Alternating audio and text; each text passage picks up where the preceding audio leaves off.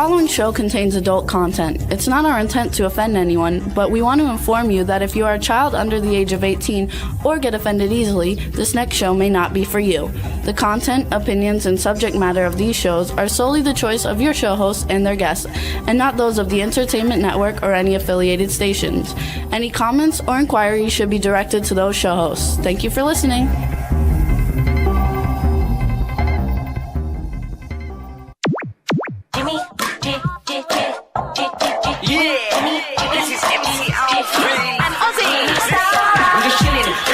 Sitting down and designing, why every man them are thinking, what are we gonna be wearing?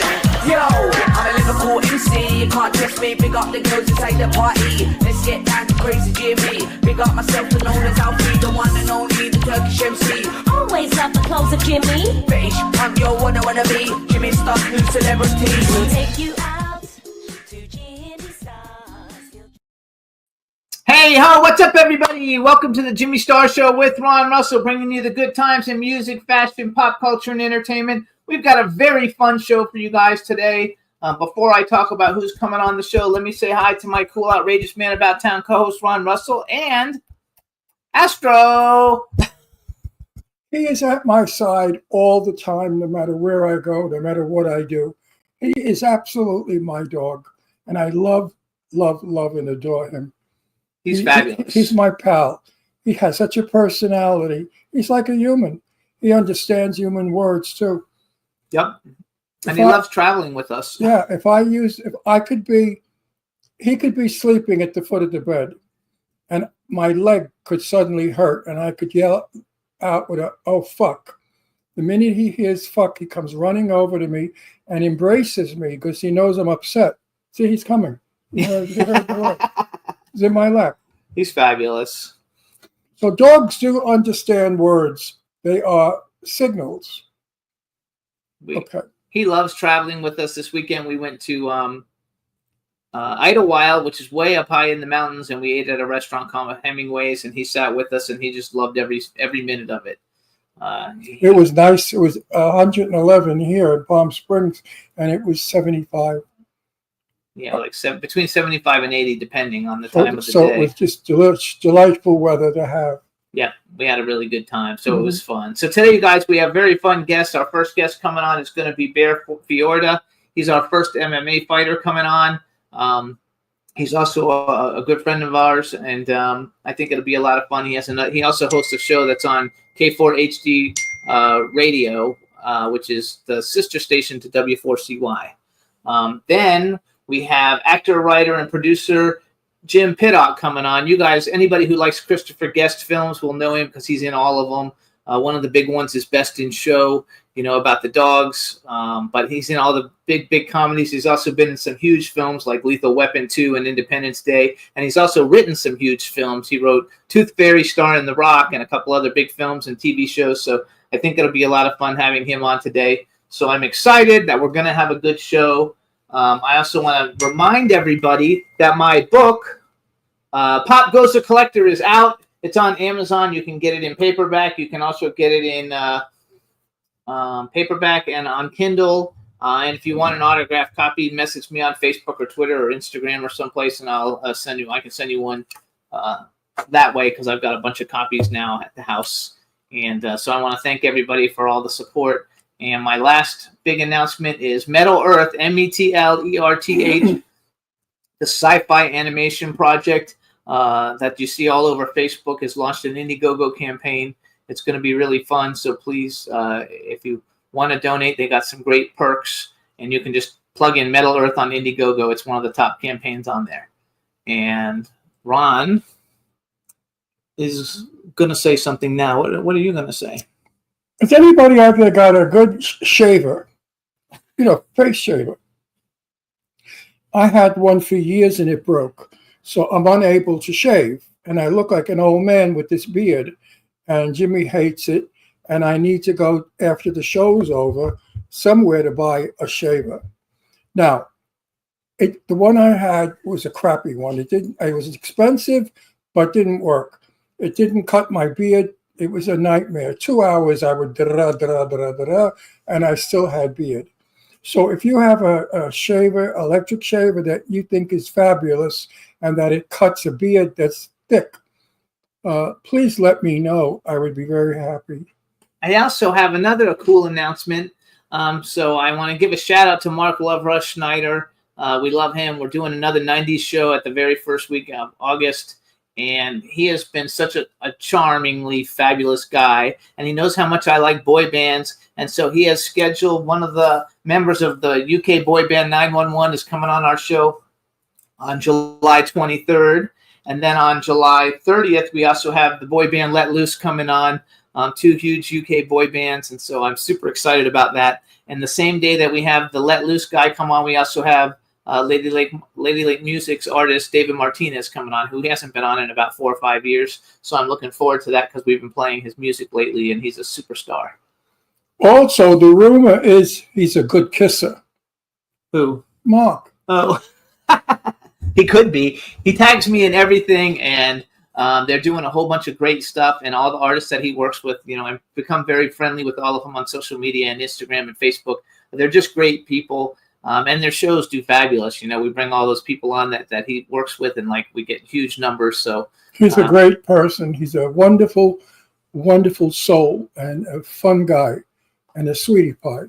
We also want to give a shout out. Lady Lake Music just joined us in the chat room. So did B. Claudia. B, I'm so happy that your son Nick is okay. Well, what was wrong with him?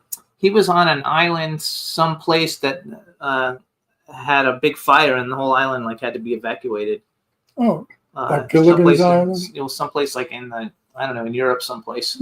And they were worried. It happened last Wednesday while the show was going on, and he's okay. That's yeah. what So counts. he's okay. So that's what counts. Right. And he's a fabulous son. B's son is like your daughter's, just wonderful. So we're just very happy for you, B, and I'm excited about today's show. I think it's going to be a lot of fun. Well, Bear's fun. Yes. And Jim Piddock, you guys, I think, if I'm not mistaken, he's on vacation, at the French Riviera or someplace. The second guest, he's on vacation, and he's going to be calling us in from wherever he's on vacation from, I believe. No, we're going to have to pay him today. He's there, and we're here. French Riviera. I don't know exactly where he is because I forgot, but it's something really nice like that. Oh, if he's on the French Riviera, he better watch his ass. I'll get him. I'm jealous. I can't say that word because I don't believe in jealousy. I said that as a joke. No one should ever be jealous of anyone else. But it is very nice to be on a vacation someplace in Europe enjoying yourself. Yes. Should be us. Yes, it should be us. So then, see, look how we look weird here. I look weird? Yeah, look, that's how we look to the people. No, we don't look like that. We look like that. What do I look like? Hang on. So we need to be lighter there. Yeah. Yeah, now we're lighter. And my beard doesn't show. There you go.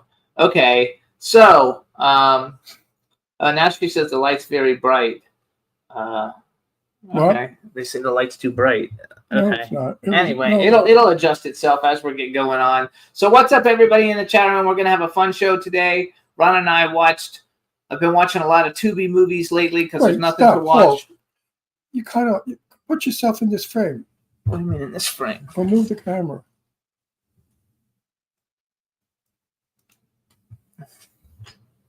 More. See, I have all that. Yeah, I don't know why it's that way.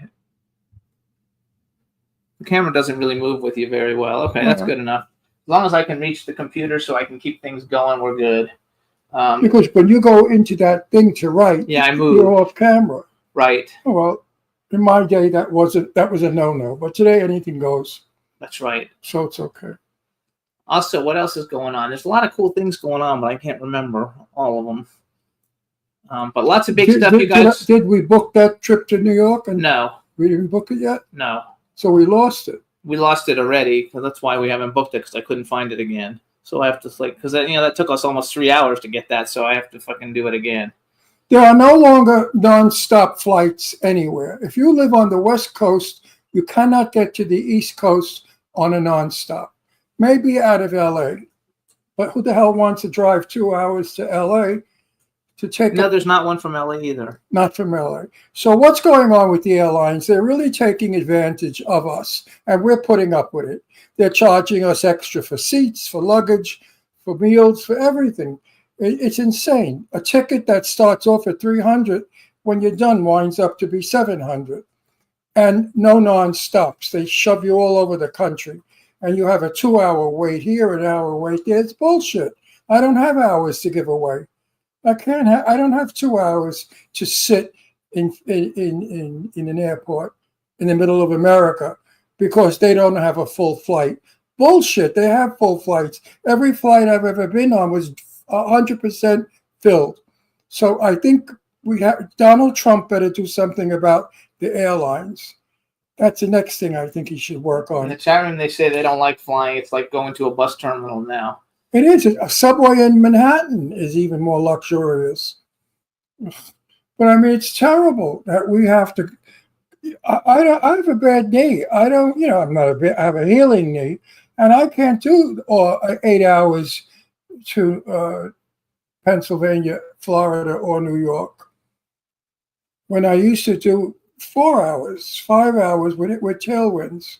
It's just messed up. So anyway, we're looking to try to go in August, you guys. So we're going to take a week I off. remember a day We haven't figured it out yet. I remember a day when the ticket was $350, and your seat was free. You could pick whatever you want, and you got a meal, a beautiful meal. You had a choice of steak or chicken or whatever on the plane, and it was free.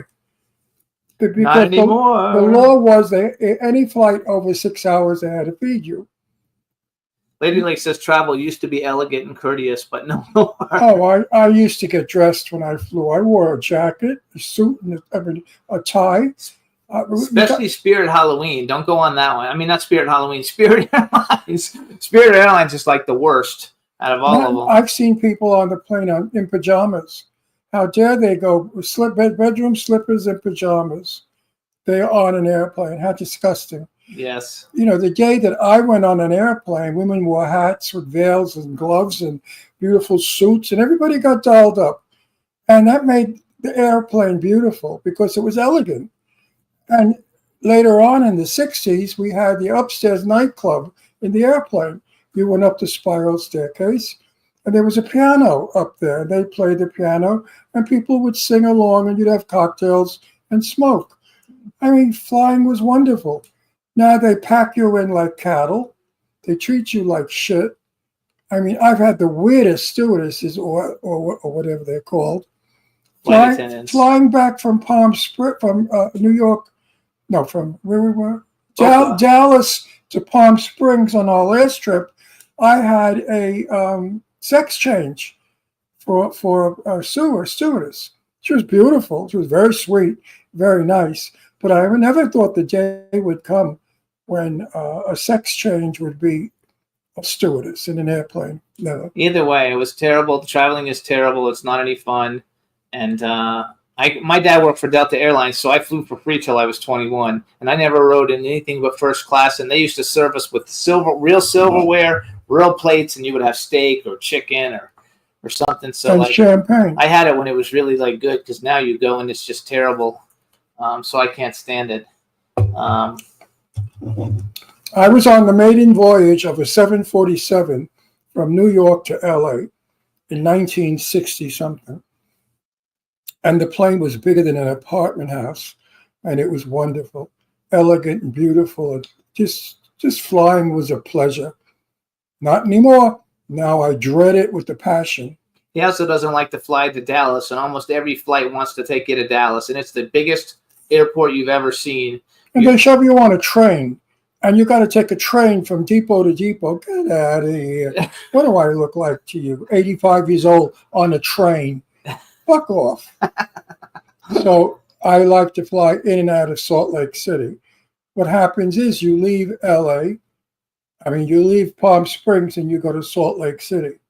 We don't know where we're going. We're working it out. Oh, I want to give a shout out too because Jeff Caperton is in the chat room. B. Claudia joined us. Jeff Caperton, you've been all over Facebook.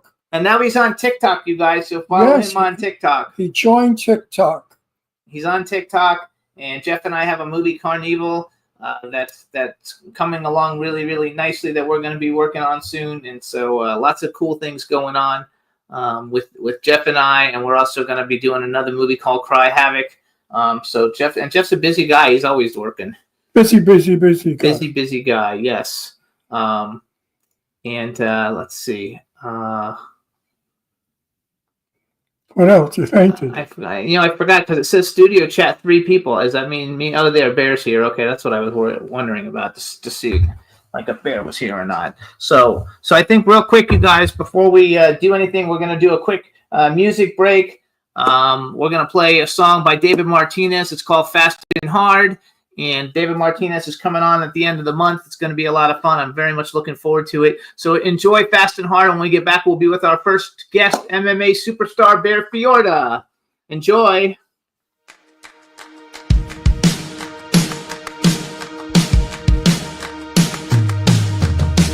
On our feet when the music began, singing along, clapping our hands, swaying around and doing our dance. You and I were there, drinking wine, Springsteen concert, hot summer night, in mini skirt with your low neckline. We fell fast and we fell hard. We were dancing in the dark. We were blinded by the light. Turn me on, I'm on fire. Too hungry, I fell fast. Fast and hard.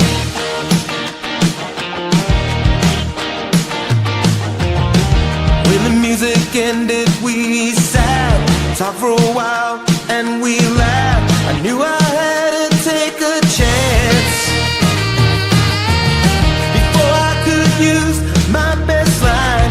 You already knew what was on my mind. It's either your place or mine. We fell fast and we fell hard. We were dancing in the dark. We were blinded by the light. Turn me on, I'm on fire. Too hungry, I fell fast. Fast and hard.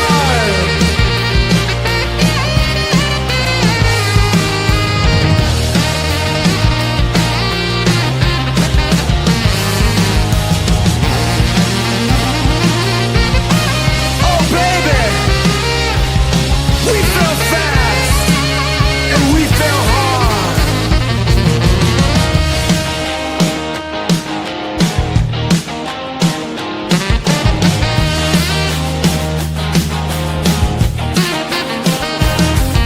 Wild child, you were born to run. These glory days are far from done. We fell fast and we fell hard. We were dancing in the dark. We were blinded by the light. Turn me on, I'm on fire. Too hungry, I fell fast, fell fast, fell fast. We fell fast, we fell hard. We were dancing in the dark. We were blinded by the light. Turn me on, I'm on fire. Too hungry, I fell fast. Fast and hard.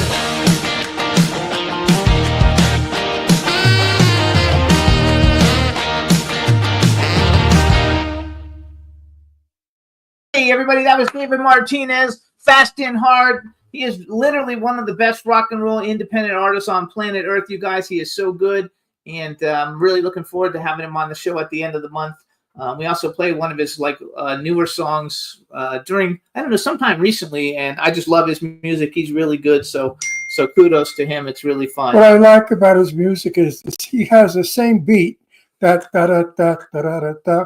I had when I was a kid, a teenager. All the rock and roll music had that same beat, and he has kept it all these Yeah, years. he's really good. So he's really good, and that song actually reminds me a little bit of Rick Springfield from his Hard to Hold soundtrack. And Rick Springfield, is fucking, like, huge, and it's got a little bit of a Rick Springfield tinge to it, and I just think it's really, really good, and he's a really talented artist. So There's just so Have much you fun. could do with music. None of it is real and today. Everything is yesterday. They just change it around. They change a beat a little bit, but you can't. There's just so much you can do. How many musical notes are there? I don't know. I have no idea. But all the musical notes that there are have been changed in combination to make songs. Anyway, that's You're allowed to steal, I think, 3 lines or something from a song. I don't know how. You- No, it's bars, not lines. Bars. Bars. I think you can do 3 bars maybe 3 before you have to pay for it. No, before you call it stealing. Yeah, well, you can. They call it sampling, and you pay for it to sample. You got to pay lots and lots of money to sample it. Just like if you want to use like the music in something like I wanted to use a Lita Ford song for a commercial for something, and to use the song in the commercial. Just like we only wanted like a 15-second clip. It was like $150,000 or something. So Oh. so it can be big business if you're popular and you got some good songs. And I just think he's super talented. But in the meantime, now we're going to bring on our first guest. So let's bring him on. How's it going? Hey, how are you? I'm great. I am 30 pounds overweight. I know. I was going to say you. Why are you 30 pounds? You Because got- you're beefing up to fight somebody bigger. That would be a great thing to say. So why don't we go with that? Why did you get fat? You So were I got always fat. so- No, honestly, not I got fat. fat because I had my last. I had a cage fight in 2023 November, and then I just went on vacation for the next 6 months and ballooned up. And all of 24, I did some matches, but I just did them at the weight I was at because I was fine with that. And now that we're getting into 2025, I got a potential jiu-jitsu wrestling match on top of a mountain in next month. I am going down to Mexico in November to fight for 5 days in a row. Now I have to be a little more serious and diligent about losing the weight. what are you going to be, a heavyweight? No, it's going to be a middleweight. Right now, I would be classified as a heavyweight technically if we go by numbers. The thing I found fascinating about you was that you were so little and thin. Remember I said you must get killed in the ring? And you said, no, you're really tough. And you're just a little thin guy. Now you're a big fat guy. I don't think he's actually fat, though. No, He's he just is big. fat. Look at the middle on him. Get Yeah, out you of can see it right there. That's where Man, all of you it said sits. You better go on a Wait a diet. sec. I have a question. So you're on a phone. Is there a way you can turn your phone sideways or no? Or will that mess you up? Maybe you'll look I thinner. don't know. Let's try.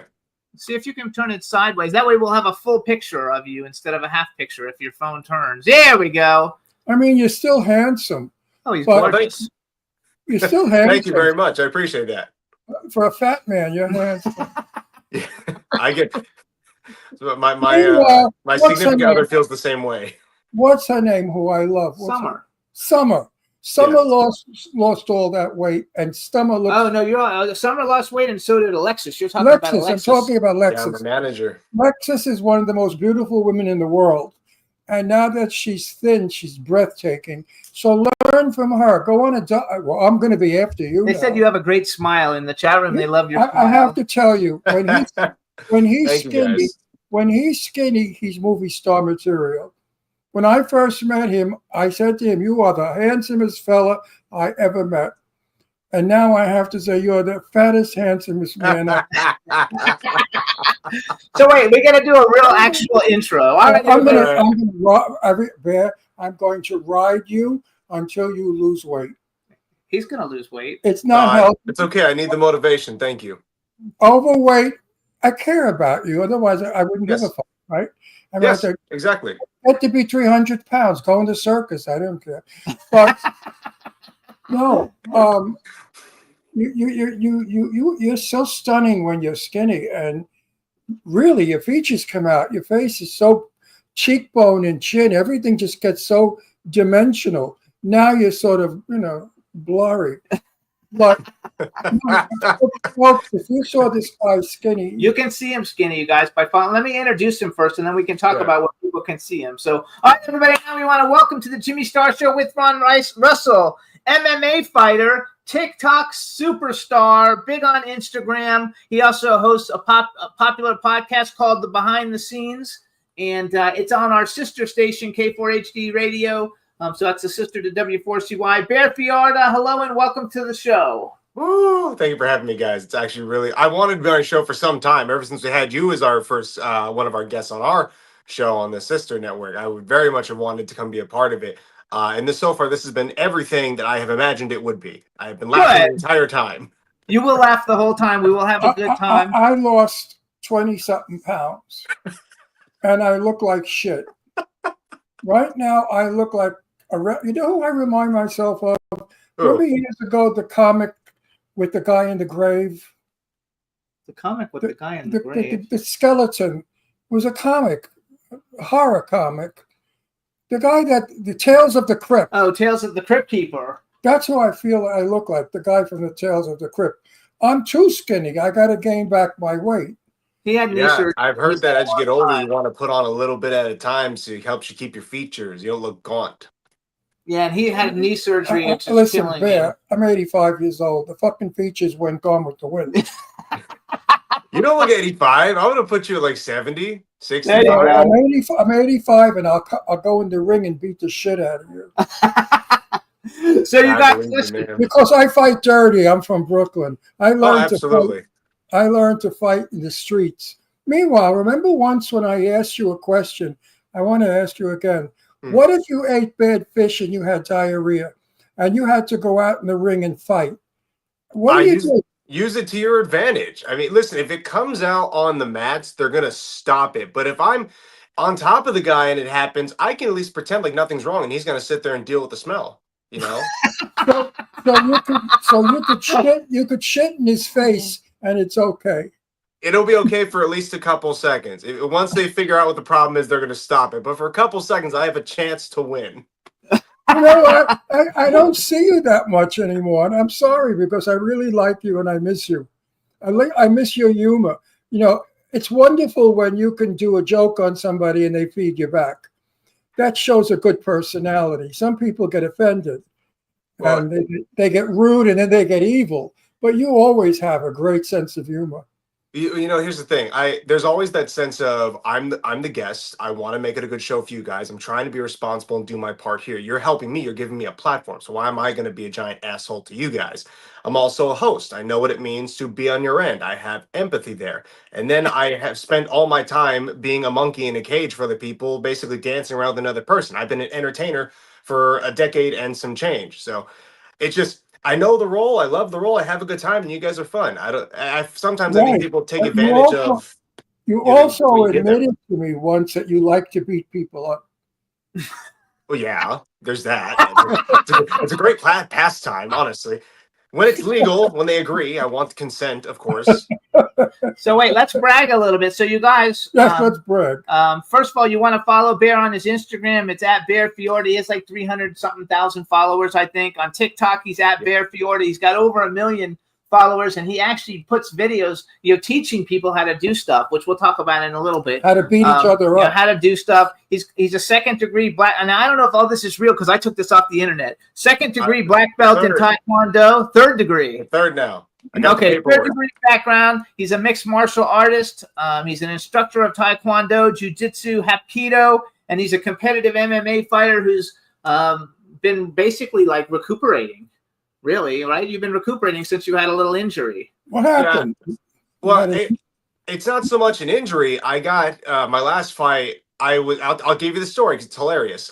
We look at this guy on paper and we're like, all right, we know what his plan is. He's gonna get in the cage and he's gonna bum rush me. And by the second round, he's gonna be tired.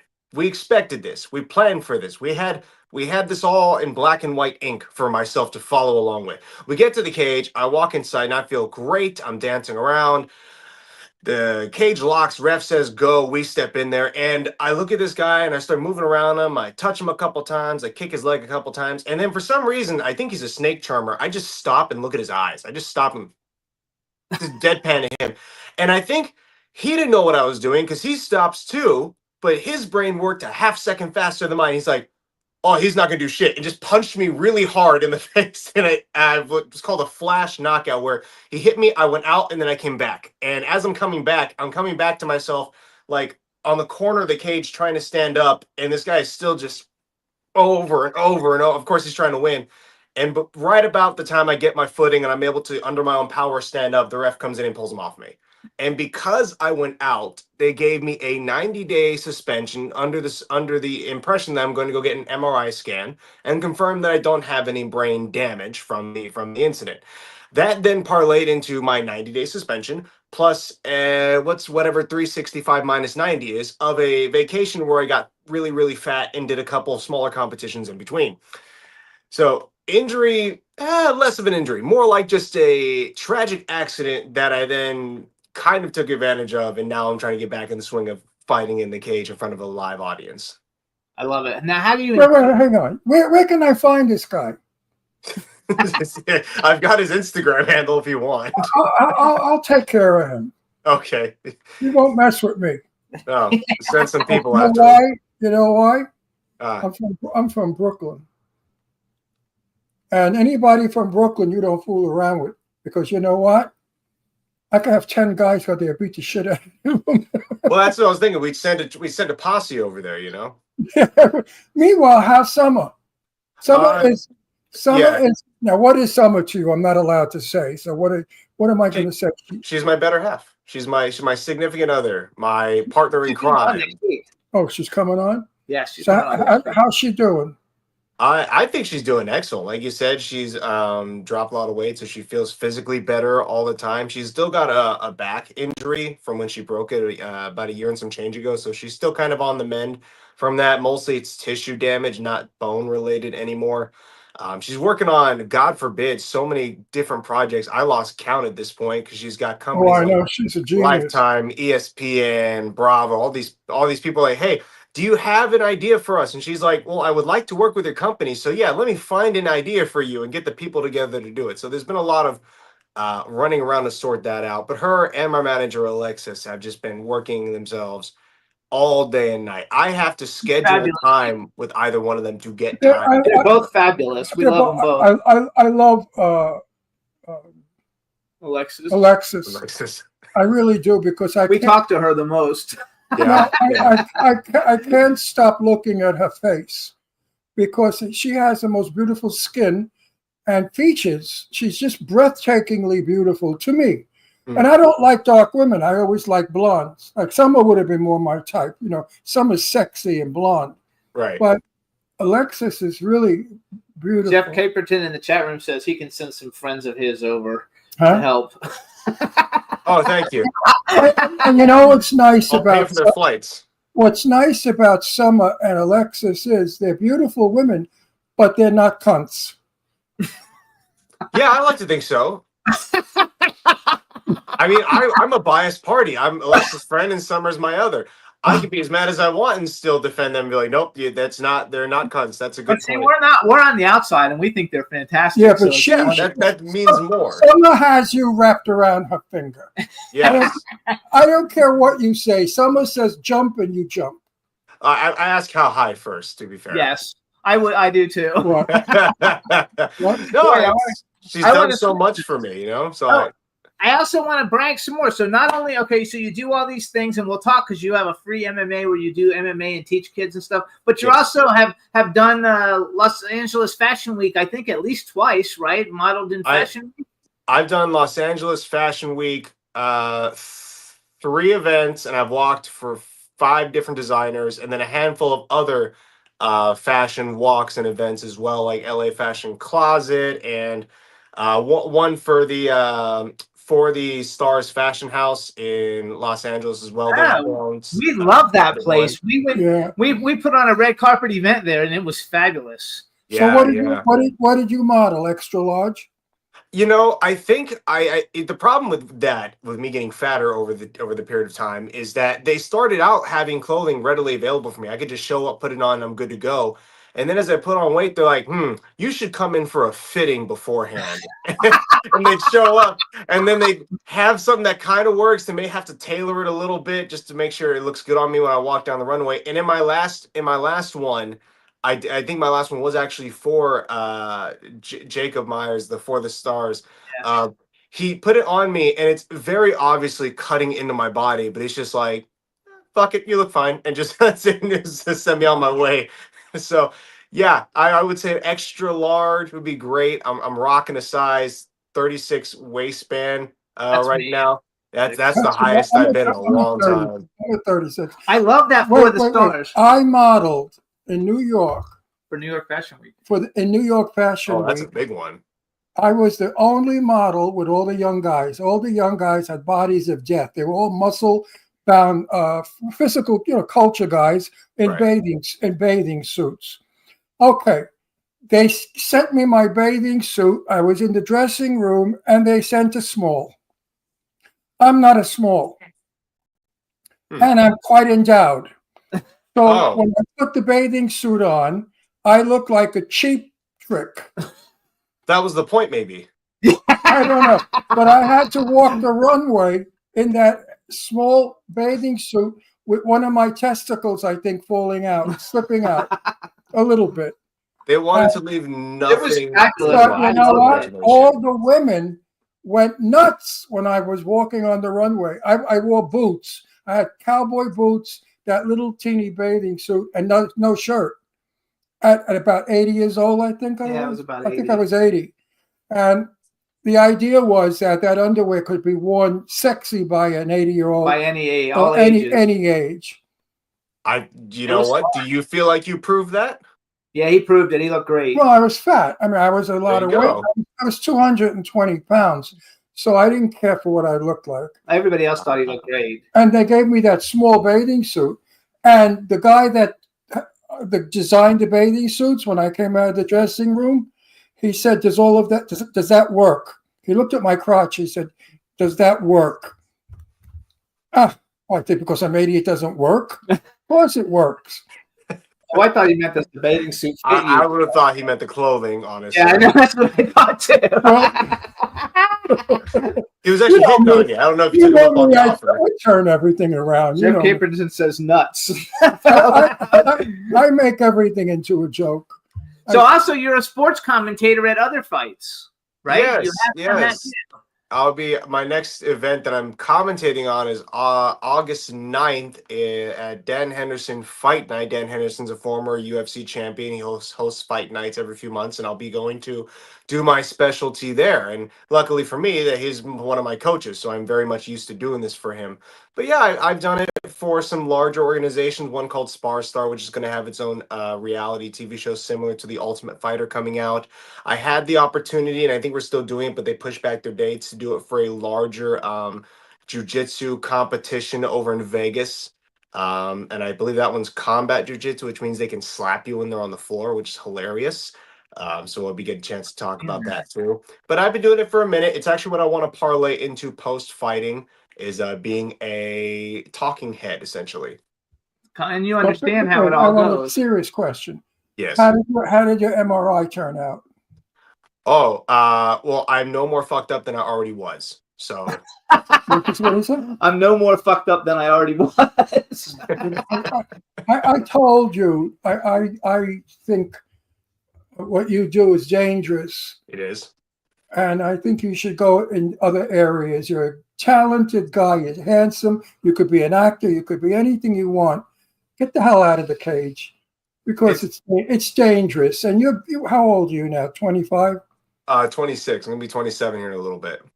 Okay, so I think you should change career. What is the age range for MMA fighters? Like usually they don't hit their peak till they're older, right? No, now that he's bigger, The prime of any man generally is going to range from mid-20s to mid-30s. That's like you're getting your most power, your muscles, your tendons, the fibers in your body. They're pushing, pumping at their best, right? And you look your best typically. So the average aging out of a competitive fighter is between mid-30s and early 40s. Very few anomalies are still fighting in their 40s, and it's even more rare than that, they're good at it. Normally, if you have to, it's because you didn't make your money during the early stages or you didn't use it properly. So now you're broke and you have to fight to keep going. And what we see now a lot of days in combat sports, the biggest organizations are taking some of the youngest, most talented athletes, younger than me, 18, 19, whatever, and they're throwing them into the fire because they can make superstars out of them for like a year, year and a half. And then when they get big then they money. get all fucked up, some kind of permanent injury, and then they get shifted Yeah. out, and we bring in the next batch. So is That's disgusting. hang on, is Conor McGregor an MMA fighter? Like, what is Conor McGregor? He was an MMA fighter, and he's technically still on the company's roster as a competitor, but he hasn't fought in years. I don't think he's ever really going to fight again. I do think he's done, but it's what he did. But he made a lot of money, right? He made a lot of money. He made money because he was smart. Like a lot of fighters, and this is not a diss. I have this mentality too from time to time where I think fighting is the end all be all. It's good enough. Pay me what I'm worth, and I'm not going to work any extra hard for that. Conor said, okay, I know fighting's not going to make me jack, but I need to be wealthy. I need to be the best. So I'm going to take my first paycheck. I'm going to invest in a PR team. I'm going to have someone make a documentary about me. I'm going to promote the hell out of myself. And that made him the money. If he just fought and won, 10,000 to win, 10,000 to show up, maybe 60,000 if he did really, really great, and eventually got 100 grand for a fight when he was well known. But because of what he did, he was making millions before he was even out of his first year with the company. So it's more like you got to be able to promote yourself. You have to be able to be a public figure, not just fight and compete and hope that eventually you get recognized. It's very much being in the entertainment business. You can't hope you can't hope to get scouted. You can't hope to be found by somebody. You got to put yourself in the situation. You got to put yourself out there. You got to go to these. I know they're not called tryouts, but you got to go to when you're trying to get a role in a movie or a part as a model somewhere. You have to Audition. put yourself out there. Audition. Thank you. So, yeah, that's what he did. I think because like he transitioned, because he was pretty good in Roadhouse. Did you see Roadhouse? I mean, it wasn't a great movie, but he wasn't bad. Yeah, I did see Roadhouse. Yes. Who's that? He's the guy we're talking about, the MMA fighter who did a movie with Jake Gyllenhaal. Which Jake Gyllenhaal was ripped in I have that no movie. idea who you're talking about. And anyway, that's okay. So then what about there was Conor McGregor, and then there's one other. So I don't know the name of the movie. I can't think of it right now, but it's all about MMA, and it stars Tom Hardy, and he's like a military guy who goes and he ends up fighting his brother. Yeah, Have you it's called seen that movie? Warrior. Warrior. That's like the greatest movie ever. It's for as far as combat sports films go and how realistic they have to cut it down in order to work in a movie. That's one of the most realistic films I've ever seen as far as combat goes. Because sometimes you get a lot of hinky, weird shit because you're forced to do it for the sake of the movie. Things don't look right on camera, or maybe it's for the safety of the stuntmen or actors. But as far as that, you look at and if you watch that movie, you have a grand understanding of what it means to fight in the cage. That's a very good way to look at it. Okay, because I love that movie, and I like all the fight movies. We've had a lot of like Don the Dragon Wilson people, kind of like that do the karate stuff. Eric Roberts, Best of the Best. We've had a bunch of those people on the show, and I love those movies just in general. I think they're like a lot of fun. The only movies that I like with fighting are Jason Statham, because it's an impossibility. That one human could beat 10 people up in a minute. Yeah. And he knocks them all out. One punch and you get knocked out. I've been punched plenty in my day. Never got knocked out. That's bullshit. You really have to hit somebody super duper hard to knock them out. Not movie punches. Believe it or not, as a gay man, I had to fight a lot because growing up, I was called names that I didn't like. Right. And I had to prove myself as a tough guy. My father was a boxer for sport. My father boxed for sport, and he taught my sister and I how to box. I could box with you, not hit you, but, I know the moves. Yeah. Uppercut, right, all the shit that goes with it. But I'm so anti-violence. I really think that the sport you do, I'm not approving of. Because to make money, to beat hurting another human, why? It's crazy. I would rather go to a movie and see you as a star in the movie. Fighting. No. You could be an action star. No. I could see him making love to Charlize Theron. Theron. No, I could see you as like a young Jason Statham, like doing those kinds of No, things. no violence. No, because he's good No. at that's what he's good Yeah, at. but we have And we don't have the next big action star. They don't have one right now. listen. We have too much violence in movies. All they do in movies is kill each other, shoot each other, beat each other up, club each other, or zombies eat each other. That's all we have in film. We're teaching the young people violence. We're teaching the young people to be karate experts so they can do karate. How about we teach the young to be intelligent and to do things that are better for Those them? movies won't sell. Okay. Here's where we're gonna have a difference of opinion. I love this. I love that this is where we're at right now. I think personally that martial arts and combat sports is the 100% correct roadway to nonviolence. And I'm going to explain it like this. Yes, I am fighting another human being in a controlled environment for other people's entertainment. Now, if I take that knowledge and I go to my gym and I teach my students, my children, hey, this is what can happen in a real fight. If you get into a real fight where someone's watching you, you can get elbowed in the head. You can get slammed on the top of your head. You can be kicked in your chest and have break ribs. That can happen under the best case scenario with another person in there looking out for your safety who has the right and ability to say stop at any point. Now you take that and you go into the streets. You get into a bar fight, you get into a school fight, and now that kid grabs a brick and beats you upside the head with it. You're brain dead, your family misses you, you're like a vegetable, and that kid goes to jail, 5 years, 10 years because he's a juvenile? So what? He's out. He's out and he just put you in a hospital bed for the rest of your life. So why would you bother getting in that fight? Why wouldn't you walk away? Why wouldn't you choose a better method of handling that situation? And so, yes, it is violent, absolutely. But I can use that as an example to teach my kids to do better. And when they go and they train and they learn, oh, getting punched in the face sucks. And that's with a glove, a protective pad. Oh, this guy just choked me. That was so uncomfortable. But he stopped because he's my friend. He's my training partner. The guy in the street's not going to stop. The girl in the street's not going to stop if you're a young lady. So why get into the fight? Why not look for an alternative way to get out of it? Discipline. It's like teaches Yes. discipline. It teaches discipline. Martial arts is supposed to teach discipline. That's not what I'm talking about. Yeah, I know. Okay. I'm So the talking big guy got the about, wrong idea. I'm talking about the violence in film. I'm an actor. I make movies, okay? But I won't be in a movie where it's bloody and gutty. Jimmy knows that. If a script comes on my desk that's disgusting, I won't do it. I'm That's fair. not a slasher actor. I'm an actor who portrays a person doing a story. When you have to depend on slashing and guts and crap like that, you don't have a film anymore. You have entertainment for sick people. Because I think, listen, we went to our very good friend Marcel Waltz's premiere of his movie. They blew a guy's dick off. You saw the dick. No, I'm not. Don't laugh. God. Don't laugh. The guy is laying on a gurney, and they put, I don't know, dynamite around his dick, and you saw the dick explode and fly all over the screen. Now, when you have to go that far to get a film to work, it's sad. So I said to Marcel, next you're going to see them put cherry bombs up a woman's snatch and blow her snatch off. You know what he said to me? Oh, that's been done already. I thought he was going to say good idea. He said, I thought you were going to say good idea. No, I think that's disgusting. You know, it's not necessary. Yeah, Yeah. he's right about that. There's a lot No, of that's things. fair. that go too far. I love Julianne Moore. She's one of my favorite actresses. In a movie, she sat on a toilet bowl and took a shit, wiped her ass, looked at the toilet paper, threw it in the toilet bowl, and flushed.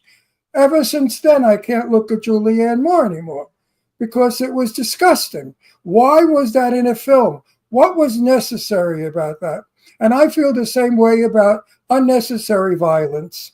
Unless you're Yeah, Jason. I can get that. Absolutely. You know, You don't let's need to not see do all a that. whole movie of guts and killing and eyeballs falling out because people out there are weak-minded and they're sickos.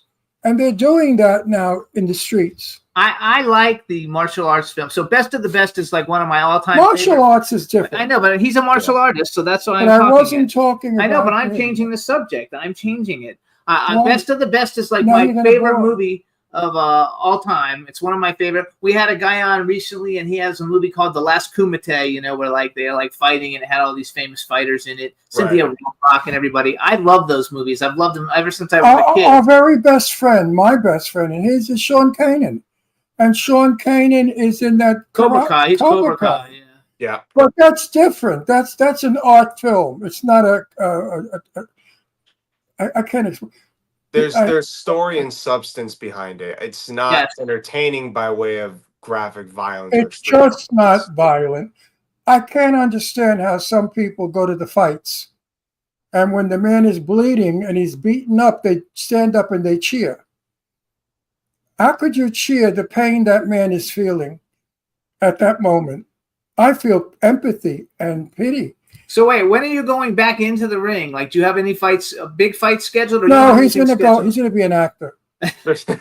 Specifically, my next round of fighting is going to be in Mexico City in November. I think it's the 9th through the 14th or 10th through the 15th. And it's 5 days of matches. It's going to be a bracket. And I'm going to go through my first day, have one or two. And then if I win well, I move on to the next day and so on and so forth.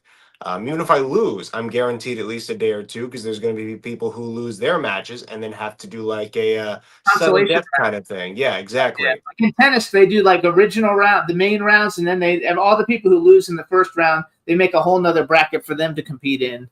You know, Yes. And you get your opportunity to work your way back in. yes, and you get to work your way Stay back well in. and avoid getting hit in the head. Yes, avoid Actually, getting- that's a good point you make right there. With 5 days of combat, the strategy is you can't take too much damage because if you get hurt day one and you're still forced to go to day 2 or 3, the other guy's going to have a field day, jacking you up even more because you're already damaged. So the game plan for anyone out there who might be competing at the same thing is I'm just going to get in there. I'm going to get close enough to lift the guy up, sit him on his back aggressively, and then I'm going to sit upon him until the round is over, racking up as much points as I can. And we're going to rinse and repeat that until they stop the match. This way I can avoid getting hurt and maybe not the other guy get hurt a little bit, but at least I have sustained no damage. And now I can move on to the next day successful and feel happy and confident and healthy as best I So can. what Well, weight you class just- will you you just- be fighting you just in take- November? You just take good care of yourself, okay? He doesn't want anything to happen I to you. will. Which I I don't do do. understand. And I will do my absolute best for that. I would For be your devastated. question, Jimmy, 195. Okay. Listen, if anything bad ever happened to you, I would be very upset. Very, Well, because I happen to I like don't want to like you disappoint you. very much. I told you you're like my son. I like you like my own kid. So let's talk a little bit about you, your free MMA program, because you teach. course. You basically that's a way that you're giving back to the community and teaching the discipline of it all to other people. Tell us a little bit about what it is. Yes. So Free MMA is a nonprofit where I teach and monitor other teachers, give knowledge of martial arts, combat sports, whatever it might be, to youth, adult, and seniors. I start at age 6 all the way up to 106, which is just my funny way of saying be as old as you want. If you can functionally walk on your feet and throw a punch, you should come in and take the class. And I've done that now for the last 5 or 20, 25, 6 years now, 2018, 7 years now. And hopefully the goal is to make more of them, put them more around the country. I would like one in every state, maybe not as individual business, but as a program that kids and adults, whoever can go be a part of at their local community center. I just want to have it available to anyone who normally could not afford to reap the benefits of martial arts without this program being alive. So if I can keep making more, it's good. I know that I'm thinking about opening up other businesses alongside of it. Like I'm going to do a laundromat in one of them, and that's going to sustain its rent, its utilities, buy Hang on. You're almost- That's smart. You're going to open a laundromat? Correct. I'm going to start a Yeah, string hey. of. What does that mean? The start of the fighting center, a laundromat to take care of all the laundry, which will sustain itself because You could be an actor. What do you want to be a laundromat? What are you out of your fucking mind? Well, I don't want to be You a know, laundromat. I want wash to own the clothes? he laundromat. doesn't want to be it. He wants to own it. Laundromats make a ton of money. Jimmy's Yes. going to put. Jimmy will put. I will see to it that Jimmy will give you a role in one of his movies, and we will see how you do. And if Okay. you fare well, you have a career. You make a lot of money sometimes. Well, Sometimes you've got to know I have like no acting experience. I'm a personality, so I would. You don't have. Listen, today nobody has acting experience. I mean, they have all these pay-to-play people. They don't know their asses from their elbows. They pay to be in a movie, and they stand there like deers with their eyes headlights. in the Yeah, headlights. headlights. Yeah. They're so frightened that They're I like don't this. think you would have any problem at all. Number one, because it's kind of like musical performers. Like I believe that most popular, like Lady Gaga and people like that, the reason she's such a good actor is because that's what she's doing all the time on stage. Basically, you're an MMA fighter and a podcast host. You're on stage all the time. And I will tell you my advice to you. There's only one trick to acting. One trick. Become the part. Become the character. If you cannot become the character, you're not an actor. When I work, I become the person that my script tells me. I don't even know myself anymore. Truthfully, I'm like a psycho, like some kind of a schizophrenic nut. I become the person. How come I did that? Because when I impersonated Jane Russell in drag all those years, I had to leave being a man and become a woman. So I really trained myself. When I worked on stage as a woman, I didn't know I was a man anymore. I automatically became a woman. And that's my secret to acting. And I'm considered a very good actor by many, right? Yes. Only I think you would be really good at that mindset. Okay. because I become the character. And that's the only advice I could give to you. So let's go back to MMA. Yeah. Train yourself to become the character, and you're just like you are. You become the fighter. It's exactly. The same thing. You have that ability. You know, I've seen videos of you fighting. So we have a friend, Antonio Sabato Jr. He was a big Calvin Klein model, and he's been in a bunch of movies and TVs. And he's doing a celebrity boxing. He was married to Virginia Madsen. He's doing a very big boxing match, I think, in Pennsylvania. It's like a celebrity boxing, match. Oh, so nice. You as a celebrity, if you were gonna like do an MMA fight with like another celebrity person who was gonna also MMA fight, who do you think would be fun to fight? Tom Hardy. Oh, really? That would be awesome. First thought, because he's not just he started as an actor, yes, and he got into martial arts later, but he's now like a legitimate martial arts competitor. He goes out there and he's choking dudes unconscious on the mats. Like he's real. And so I know that if I go in there, it's competitive, it's fun, it's an actor I love to watch all the time. He's whether it's a movie or a TV show he's been a part of, I enjoy all of his roles. Him and the guy who played the Punisher in the Netflix series, and he was part of The Walking Dead for the first 2 seasons as the cop's partner, as Rick's partner. I loved both those guys. Oh, that guy. Oh, I've met him. I have pictures with him. I've met him. He's so popular now you can't get him because we tried to get him for a movie and they were like he's booked for 4 years or something. Yeah, now I forgot his name, what his name is, but yes, he's great and he's a really nice guy too. It's funny. I met him at a convention and he has a dog and it was like a pit bull, like a mean pit bull sitting there with him, and I was like, that doesn't seem like really smart to me to bring a pit bull to like a thing where fans are like getting autographs signed and pictures and stuff, but he was very nice and he's a great actor. He's in The Accountant. The Accountant too, and I think that Tom Hardy is probably one of the best actors out there now.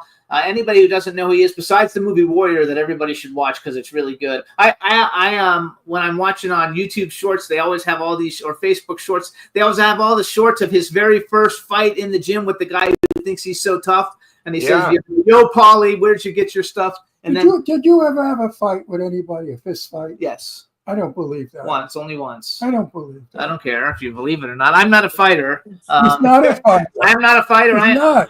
I'm one of the. He runs away from me. When I'm mad. Wait, I'm not finished. I'm talking. So anyway, Tom Hardy, you guys, is Venom. For anybody who doesn't know, Tom Hardy is Venom, which is fabulous. And I'll tell you a story. So when I was in college, I was in a fraternity, and we were the jock fraternity. I was in the jock fraternity because I'm a kick-ass tennis player back then.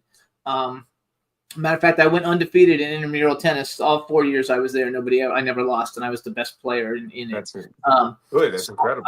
I had a big mouth, and so one night at like 3:00 in the morning, we were all eating, and somebody made a comment. Some dude sitting at the table next to me made like a comment, like a nasty comment, and I told him to go fuck himself.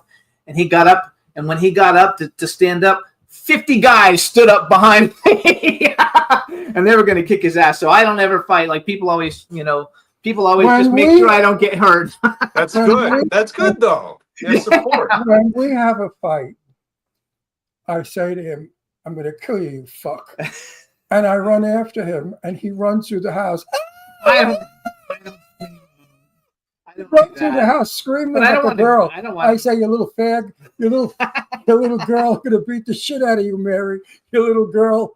I love to do it. I love to torture him. We have fun. It's fun, We have everybody. You guys, we're talking. It's all fun. It's not We like have serious because we don't want the viewers to think that it's real. No, it's not. I real. was calling the Tell him, cops you know right what I say now. to Jimmy? Yeah. You know what I say to Jimmy? You're a girl. You're a girl. So, did you always want to be an MMA fighter? Like, how did you get into it in the first place, and when did you start? No, I wanted to be in music when I was like 17, and I found a band. We actually recorded songs, and then before we went to any shows, I just decided no, and just never drove up the mountain again. I totally ghosted these guys. I don't know where they are in life, what they're doing. I actually kind of feel bad about it as an adult. And I went to my mother, and I'm like, yeah, that's not going to work out for me, but I don't really know what I'm going to do. And she's like, well, I paid for 20,000 hours of martial arts. How about you go do something with that? And so she thought, okay, this guy's going to go off and start a business. He's going to go open a gym. He's going to go teach. He's going to go do the thing he's been doing for the last 5 years at this point. He knows what that is. And then I come back because I had met a garage gym, which, by the way, garage gym is like, what would be the equivalent? It'd be like if the guy who's starting an indie film, right? He's trying to make a film, has never done it before, and he's unwilling to learn from anyone else in the industry, and he's just started hiring random people off the street to come and be a part of this film. And he's like recording with his phone the whole time. That's the equivalent of going to a garage gym. It's usually coached by someone who's never done it and is unwilling to go to an actual gym. And he just brought on people who he convinced would be good at fighting to come and beat the shit out of each other in his house for a couple hours a night. And these guys had told me like, hey, when I found a cage fight, he's so excited. I found a company that will put you guys into a match if you want to do it. And I thought, I don't know what a cage fight is, but that sounds fun. Let's do it. And so I said yes. They got my name in there. I got my whatever information to the company. I went and told my mother, hey, I'm gonna have a cage fight, and she damn near slapped me. Because she's like, the fuck you doing? You're having a cage fight. But she eventually got around the thought of it, and she's now my number one fan. She comes to all my fights. If my hands fall down in the fight, she screams at me to put my hands up, and they do. It's incredible. My coaches don't get it. But I didn't really know what I was going to do. And I knew I wanted to, I think I always had it in my heart to be somewhere on stage, but in what capacity, what does that mean to me? And can I make a positive influence out of it? Can I do something good for the world? And I found combat sports. And so now I give back in a similar way where I teach people what they can do in a fight. If they ever want to do competitions too, which I have a small team, 5 people who do compete for the gym and represent the gym when they go out there in kickboxing right now, not yet MMA, soon enough. They can do that if they want a career for it. I have the contacts to help them get to higher places if that's what they want to do. But I love it. yeah, think just it's figuring super- it out one step at a time. I think it's super. What cool. are some of, I know this, I've asked some of this question in person, but I'll do it for our audience. What does Summer think about your career? My better half thinks that she doesn't like me to get hurt, but she does think that this was a good career move. She finds that I'm very good at it and I don't get hurt very often. So as long as I can continue to not get fucked up and become a vegetable, she will support it. God forbid. She Yeah, will God- support it. I know. I think it's really fun, and I actually think that because we should talk a little bit about. We only have a few minutes, but talk about your like in your TikTok, you and in your Instagram, you really give people pointers and teaching people things. Like you will make a great coach, and you can also turn this into being a coach of a team of people. Yeah. And things like that. And it's it can be a very rewarding career choice as one thing of all the many things you're going to be doing because you do so many things anyway. So I think it's very cool that you're doing a lot of very famous prize fighters over the years opened up schools and became teachers and coaches Right. because they were no longer able to fight. But you have to fight a little bit Well, first to be able to do that so people know you can the do it. last fight that we just had with what's his name, the old man. What the fuck, was he nuts? He went in to fight that young guy. Oh, he's talking about Mike Tyson and Logan Paul. Oh, I think it was Jake Paul and Mike Tyson went and fought. We knew Tyson was going to lose. He's too old.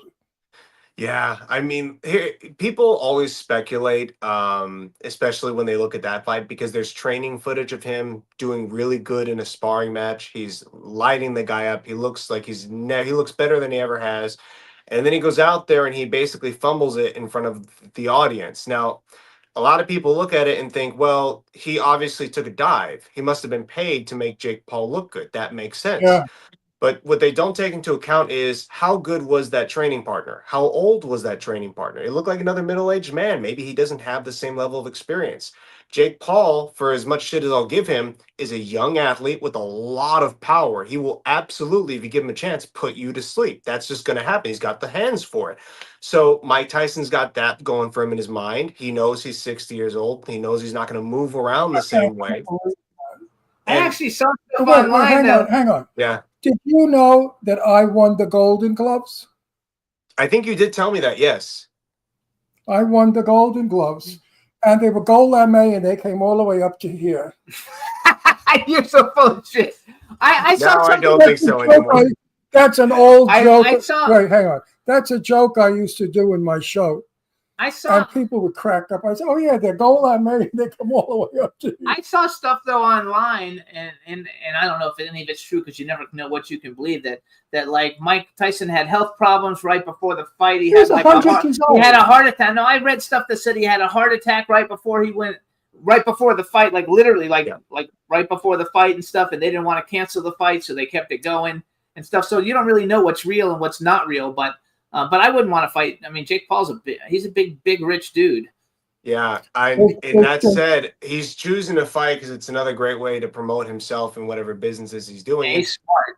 Honestly, the guys who want to fight when they don't have a reason to are probably, you got two guys. People who fall into this typically get beaten out pretty quickly. But the two types that stay are the ones that have everything and still want to fight, and the ones that have nothing and fight to make something of themselves. Those are two people you probably see do the best. We have a champion right now in the UFC named Ilya Taporia, and his family is loaded. They are just great. They are far greater than 99% of the 99% of the world. But he fights because he wants to do it. And that tells you that he has nothing to lose. He's willing to put it all on the line. And even with every benefit in the world, with every opportunity, he chooses to come and beat you up. That guy's going to work harder than most other people ever will. Same thing with people trying to work their way out of the favelas in Brazil or out of the slums in the United States, because what else are they going to do? They have to fight to make a living. So they get good at it and they're comfortable doing it. So that's why when you see him fight, people don't give him enough credit. As much as I think he's a bad fighter, he's still willing to get in there and do it, even though has millions. So he's going to be putting everything he's got into it, and he can afford the best training. I love it. Okay, so how do you feel about like 3 minutes. transsexuals being in an arena with a male fighter? Or how's Yeah. that gonna? Well, here's the thing. We did see it once. There was a guy who was a former Marine. He had some fights. He lost his fights, and then he transitioned. He went through the whole process. He got on the chemicals.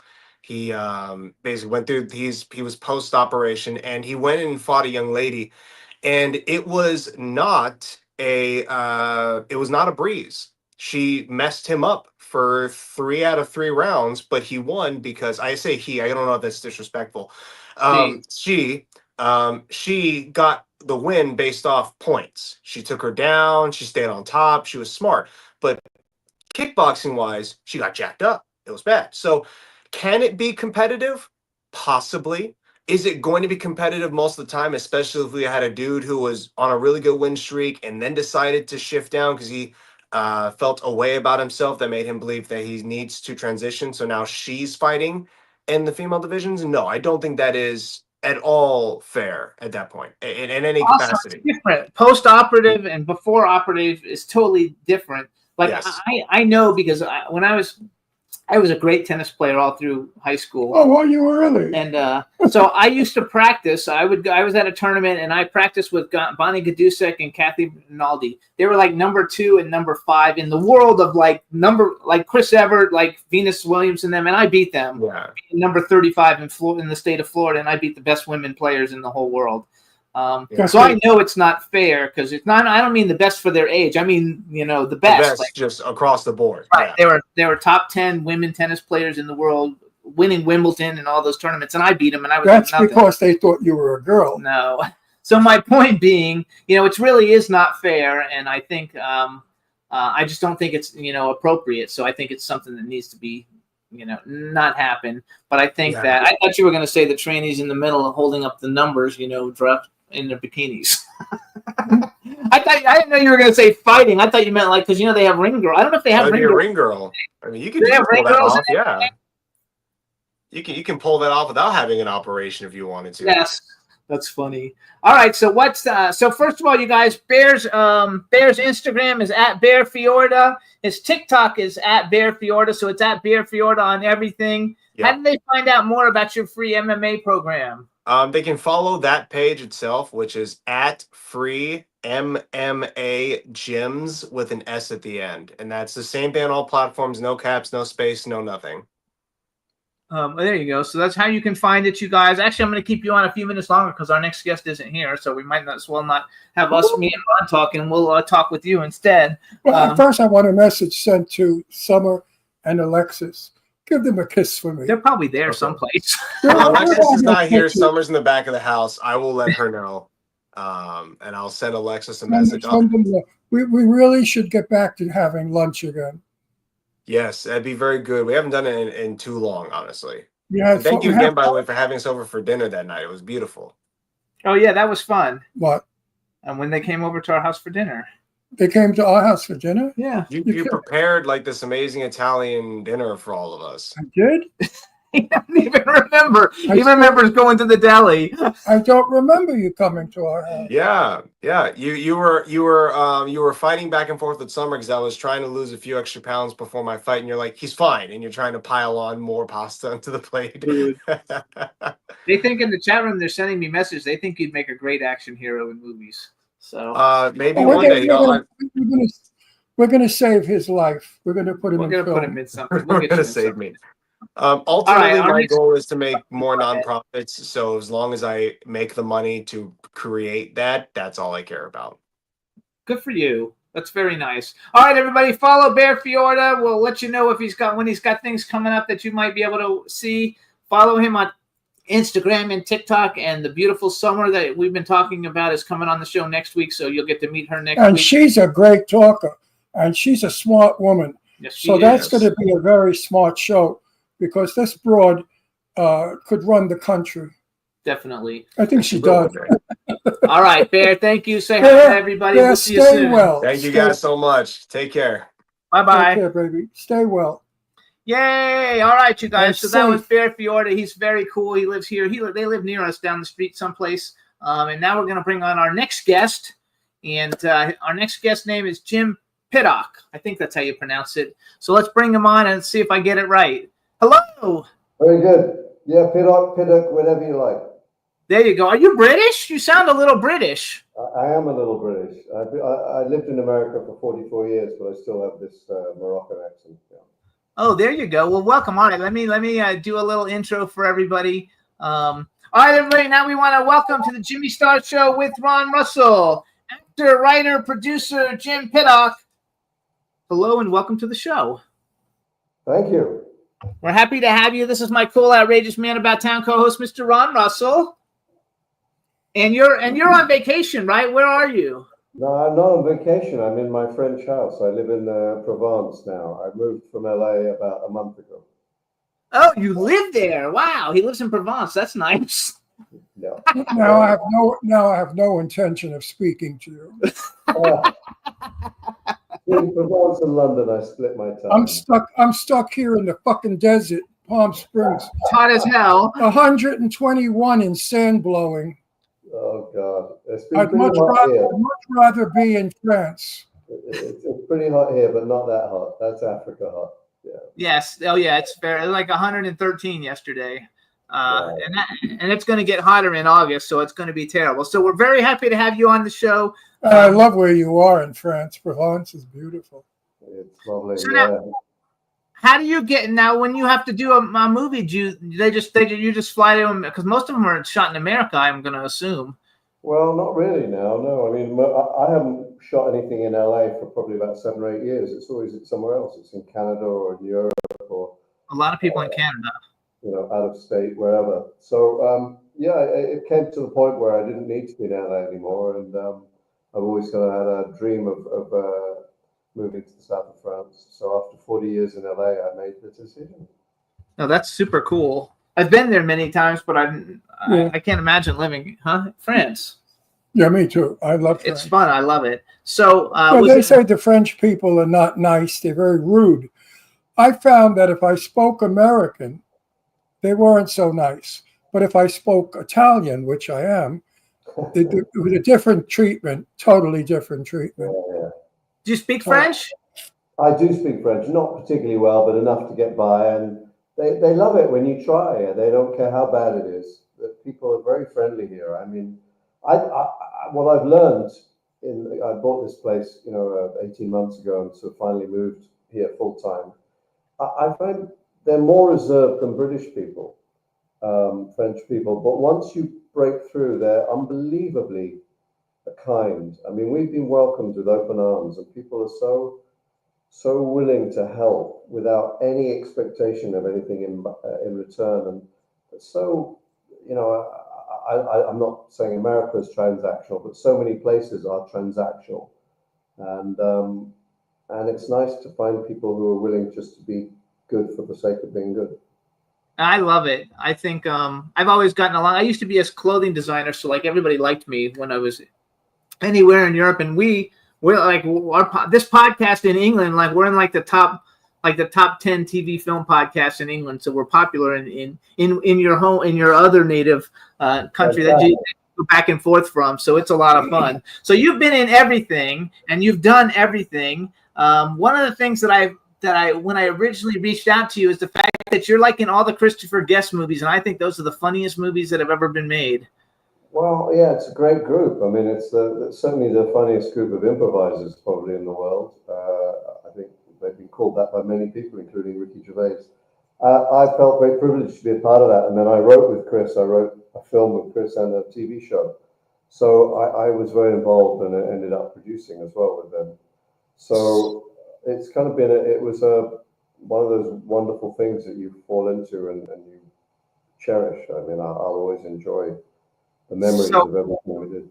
So you guys, one of them is Best in Show. I don't know if everybody's seen it, but you should have seen it. It was, from some time ago. But I mean, listen to the cast. First of all, Jennifer Coolidge is in it.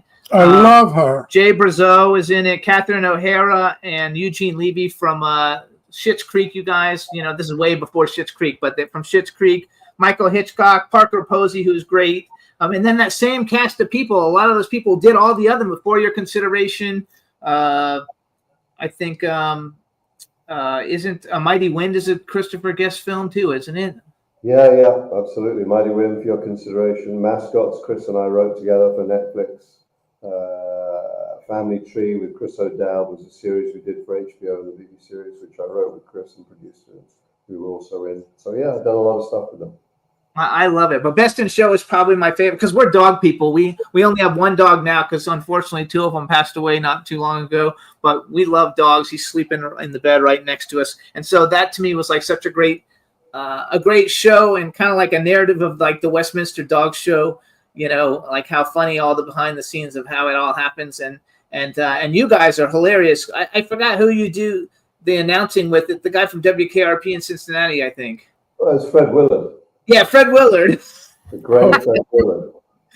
And that shit is so funny and it's so much fun. So like I really enjoyed it. I've actually enjoyed almost you're one of the few guests that come on that I've actually seen almost everything, all the movies, not all the TV shows, but I've seen almost all the movies that you've done. Let's brag a little. We got Independence Day, you guys, Lethal Weapon 2, The Prestige, which you love that movie.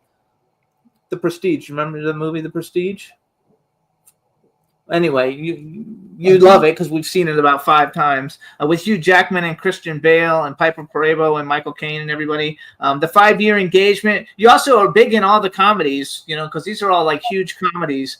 The Cold Light of Day, which we just saw that during COVID not too long ago. And I'm upset that Henry Cavill's not the new Superman. Like they didn't keep him. Get Him to the Greek. And then in television, you've been on everything. Mad About You, Friends, Lost, 2.5 Men, The Drew Carey Show, ER, Castle, Modern Family. And then you did a movie called Falling Up, and we've had half the cast. Daniel Newman's been on the show, Joseph Cross. We love Mimi Rogers. Oh, yeah. Snoop Dogg is in it. Rachel Lee Cook we've had. Annette O'Toole's been on it. We haven't had her. Joe Pantoliano, I'm doing a movie that he's probably going to be in. And I just saw the other day, which he won't watch because he doesn't like it, but I've seen it about 10 times because I just think it's hilarious. And that's Who's Your Caddy, which I know you don't have a big role in it, but it's a very funny movie. And I like that whole hip hop culture thing with it.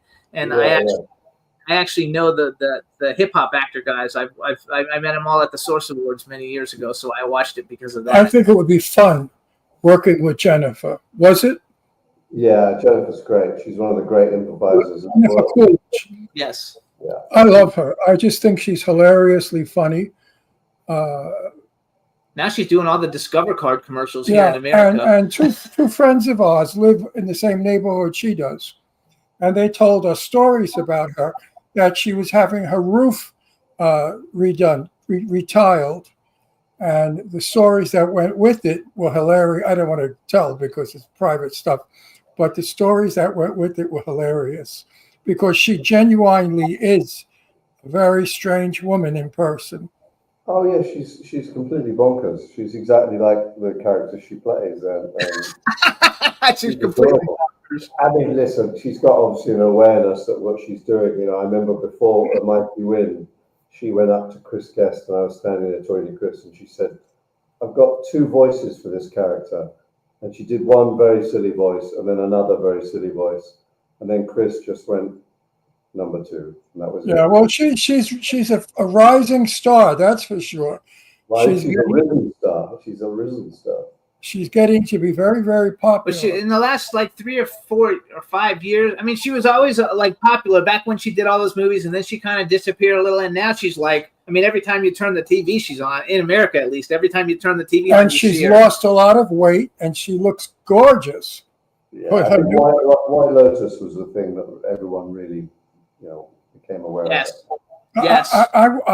There's a film that we have that we wanted her to play one of the leads. So there's a chance that I may be working with her down the road. If I get the money, when I get the money, When you not get if, the when I money. get the money. Money is hard. I produce a lot of films, but getting the money is the hard part. So we'll have to see how it goes. So then, how do you like differentiating between, because you've done a lot of comedies. Well, I guess even Independence Day could be considered like a comedy. It's like Oh, a yeah. comedy thriller. Oh, yeah. It's got a lot of fun shit in it. So basically, you've put a little bit of comedy and everything. How did you figure out that you're like good at this comedy shit?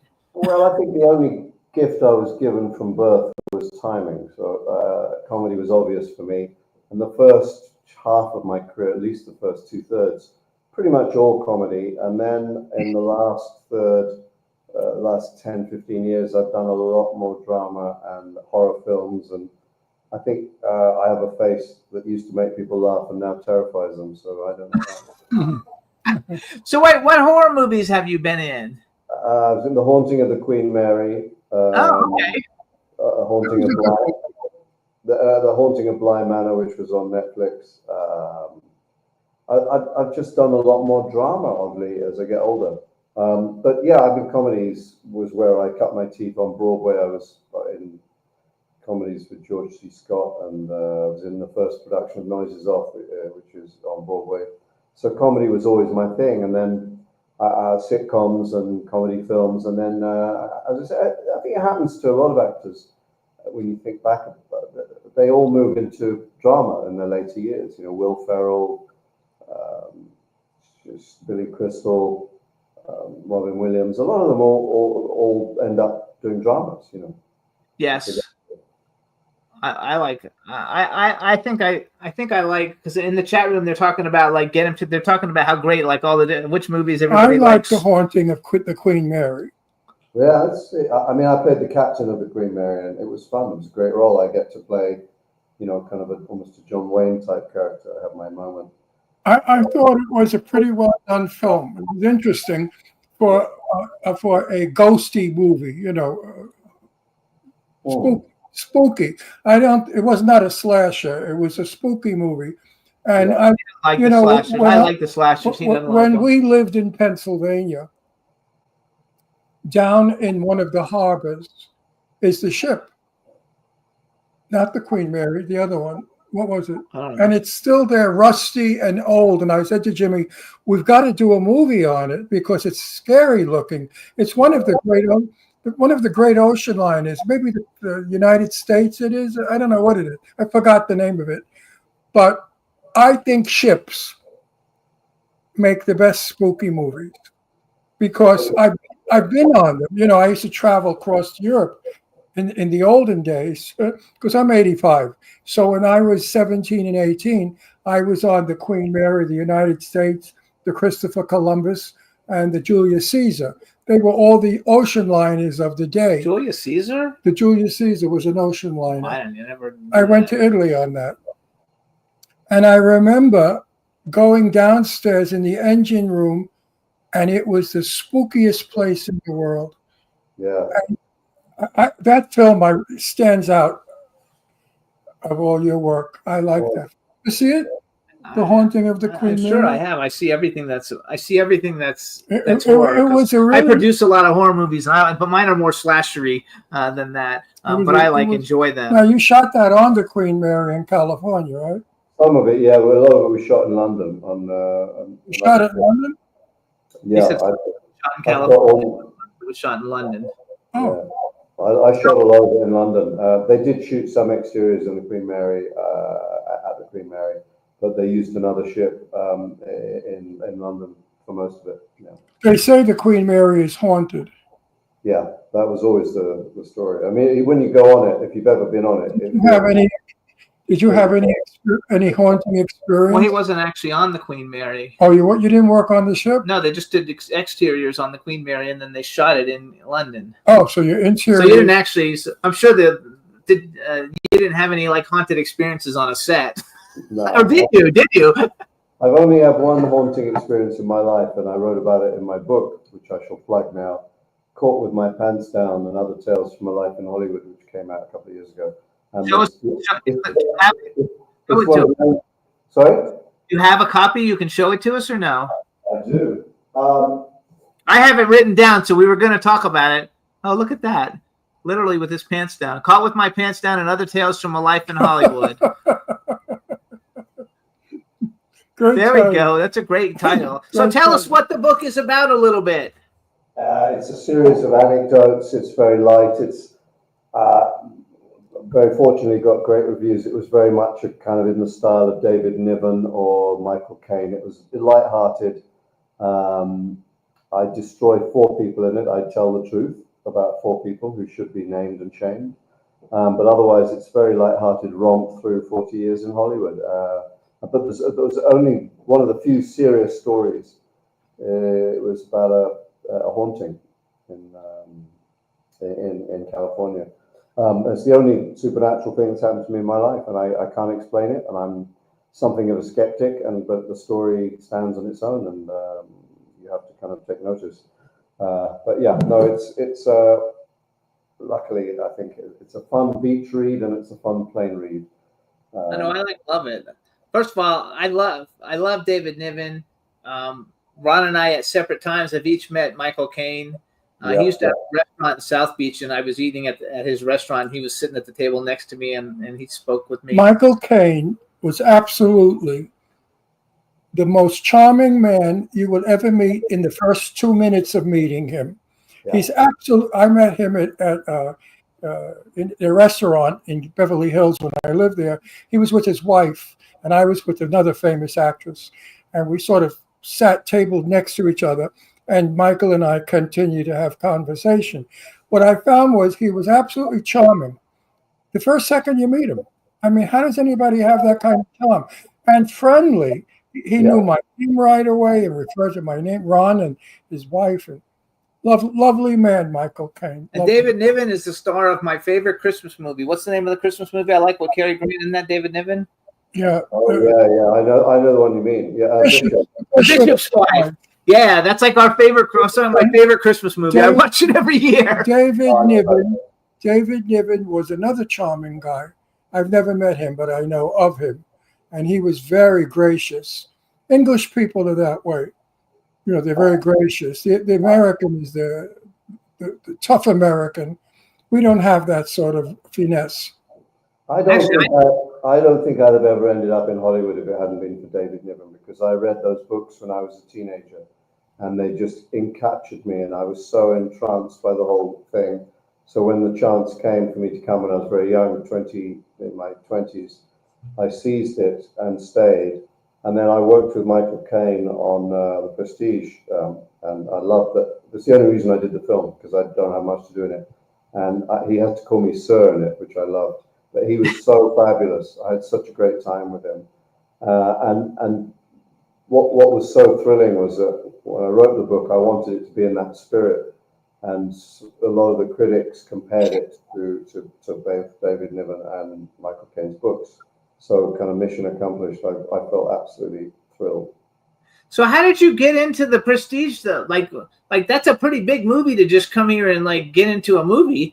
Like it's not like you started out doing, I don't know, The Bear Kills You in the Woods movie. I don't know. I just was offered it. I mean, I by that stage I'd done some pretty big stuff, and I was just offered it, So I was like, I think it was 1 or 2 days work, but it was with Michael Caine, and I went, yep, straight away. The same with the Woody Allen film I did. Was with Anthony Hopkins. As soon as I heard Anthony Hopkins, yep, I'm in. Okay. So what was the first thing that you actually did when you came to Hollywood, though? What was your first experience? Well, the first TV show I did was called Wild Side. It was a Western with Meg Ryan, and I'm trying to think who else was in it. But it only ran a season, but it was so perfect because it was my first audition there. And they said, you can ride a horse, right? And I said, of course, yeah, I've been riding my whole life. Never sat on a horse in my life. And I got the job mainly because the director said, well, you had a great twinkle in your eye, and it made me laugh, which probably means I was overacting in the audition. But then I got a call for wardrobe fitting, and the production secretary said, we've also booked you 6 riding lessons. I said, oh, why is that? And they said, because we know that you can't ride. That was good. And I thought, I've mastered the art of Hollywood bullshit within a month of being here. Which is a very important thing, actually, because everybody's so full of shit that it's not even funny. Yeah, that was my first job. And then I was doing some theater and TV shows. But the first film I ever did was extraordinary because it was like one scene. But it became very well known. It was in Lethal Weapon 2. And I had the scene with Danny Glover and Joe Pesci, where Danny Glover is pretending to try and emigrate. And of course, at the time of apartheid, and I'm the South African, and they said, I said, well, you can't do that. It's impossible. And he said, why not? And the line I had was, because you're black. And Joe Pesci loved that line so much, he kept repeating it, because you're black. And it became the sort of catchphrase for the movie. He said it 2 or 3 times afterwards. And to this day, I still have people. I mean, it's literally one scene, but it's a good comic scene. It's a funny scene. To this day, I have people when they meet me going, because you're black. And often, by the way, it's African Americans. No, I think it's fun, and I think that it doesn't matter if it's not a big role in those big movies, if it's a memorable role. I mean, that's like one of the most memorable roles of the whole movie. Oh, thank you. I hope so. Big, yeah. So I think that works But out really good. some people just have it made. Jane Russell was my sister practically. We were best friends. And I said to Jane, really, how did you get into business? She said, first of all, she said it was the Lord's will. And then she said, a picture got to Howard Hughes, a photograph of me from camp. That's how it happened. Howard Hughes saw the picture and cast her in The Outlaw. The Outlaw, they showed her cleavage bending over the bed, and it became the most important film in the history of film. For 4 years, they shelved it because it was shocking. Jane Russell riding on a horse with her tits bouncing. And all they did was shoot her tits throughout the whole movie. And she became the tit girl. But Jane Russell's tits were only a 36B. She was not a big-chested woman. And I know that because I've seen her in her pajamas. So It's amazing how it happens. It happens to a lot of people. Lana Turner supposedly was discovered in Schwab's drugstore wearing a sweater. So people do fall into the business by some miracle. And there are people who are talented actors who work so hard at becoming famous and they die unknown. I think that's why they die unknown, though, is because they're trying to be famous instead of just doing good work. Well, I can say with all degree of honesty that my breasts have never gotten me a job. Good. Not a single job. In fact, I would suspect now that my breasts would probably prevent me getting a job. Which is fun. So why did Jane resented that when they always wanted her to pick up a bucket of water or bend over. She just said, "That's enough, folks. That's enough," because she felt it was stupid. You So, know. do you like television more than movies, or what do you, as an actor? You know, because you've written too. Do you prefer television or movies? I just love acting. I mean, I think I've probably done my last. I might do one more play. Early in my career, I loved doing theatre, and then I kind of less so. I find them almost interchangeable, film and TV now. I mean, there's such a small differentiation. I do love being on a movie set for 2 or 3 months, and you have that instant family. You can do with a TV show if you're on a regular or recurring role, but it's more of a factory making sausages. You know, each week you've got to Yes. turn out. Whereas a film, there's more kind of focus on this one thing. So I really like that. I find that very rewarding, and I always miss the people afterwards. It becomes your new family for a short while. And it was the same when I did plays. You know, you become very close to people. And I think television is just different. It's more like a day-to-day job. I enjoy it and I love it. But now, as I say, the differentiation is so minimal. I mean, you're making films now that would have been independent films that are now for Netflix, they're television films. Right. Working in film today is different than 50 years ago. I'm 85. I'm 85 years old. So being 85 years old, I've been around for a while. And I never got much work of importance. Now at 85, I have 6 or 7 movies waiting for me to, they keep calling me up. I guess because there aren't too many 85-year-old people alive that they could put in a movie. So as an old man, there's tons of work. When I was young, I was just another good-looking guy with dark hair. I looked like Tony Curtis, and it didn't work for me. Nobody casted me. I was too ethnic, too Italian. What could I play, a Spanish, a Greek? They wanted Tab Hunter. They wanted Troy Donahue. They wanted blonde, blue-eyed Americana. Now that I have white hair, I guess I look white. They don't think of me as some kind of a dark Latin person because I used to be very dark. Didn't work. So what I tell people is, it may not other actors, it may not happen for the next 40 years, but hang in there because it can happen. And it happened to me at like 75. When I turned 75, I got a lot of work. Yeah, no, I'm always waiting for my competition to die to get a role. It's just, I'm always waiting for my competition to die to get a role. That's what happened. Who's left to play a grandfather? If you live that long, you deserve the role. I'm really annoyed because I have a completely white beard, and I'm sort of almost unshaven now, but my hair won't go white. And so people go, "Oh, you dye your hair, right?" No, I don't. I'd love to go white. I thought Steve Martin, when he was very young, went kind of silver haired, was the coolest looking guy in the world. And so I'm so annoyed that my hair it doesn't go the same color as my beard, because I think I could start playing Santa Claus and things like that, you know.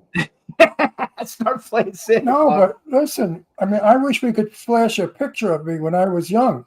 You would think that I was probably Spanish, Italian. I was jet black. For some reason, when you're young, you get tan easy. When you're old, you don't tan anymore. There's no pigment left. There's nothing left. So you become white. Look how light I am with my white hair. You'd never believe I'm 100% Italian. I don't look it. So wait, I want to switch. And it worked against me when I was when he was young. younger. He works a lot now, but So, make your hair gray. Yeah, diet silver. You get a lot more. I like the big glasses, though. The big glasses is a nice touch. So I think the big glasses are cool. So here's something I like to ask everybody, actors wise, and you're also a writer. It might change it a little bit, but like a bucket list, and it's kind of going to be hard for you because you've already been in movies with like almost every major person on the planet. But male and female actor that if you could work with any male or female actor living and dead, who would you like to work with? And then the second half of the question is, if you could have ever been in any movie ever made, what movie would you have liked to been in? And don't pick one of your own. Wow. Well, I think I would have liked to work with David Niven just because he was my inspiration for going to Hollywood. Yeah, that's a good one. But there's a lot of people I'm such a great admirers of. I mean, to be honest with you, two of my biggest heroes are Michael Caine and Anthony Hopkins, and I've worked with both of them. I grew up loving Monty Python, was the biggest influence on my life, absolutely on my life, comedy-wise and performing-wise. And I've worked with Eric Idle and has become probably one of my closest friends. He actually lives 15 minutes from me here in France, and then 15 minutes. He wrote the forward to your book, didn't he? Write the forward to your book? Forward to my book, and now he lives. He's lived 15 minutes from me in LA too, and now he's actually moved to a house even closer to the one I just moved out of. So we've been great friends for 25, almost 30 years. That's awesome. So yeah, I think I've been very lucky in that I've met and worked with my heroes. And the other thing, the film, if I could have been in any film, well, you know what? I'll tell you what. One is I'm pissed off about. I'm one of the few English actors that hasn't been in any of the Harry Potter movies. So there we go. That would have been nice, Yeah, they should have used you. You could have fit perfect. Yeah.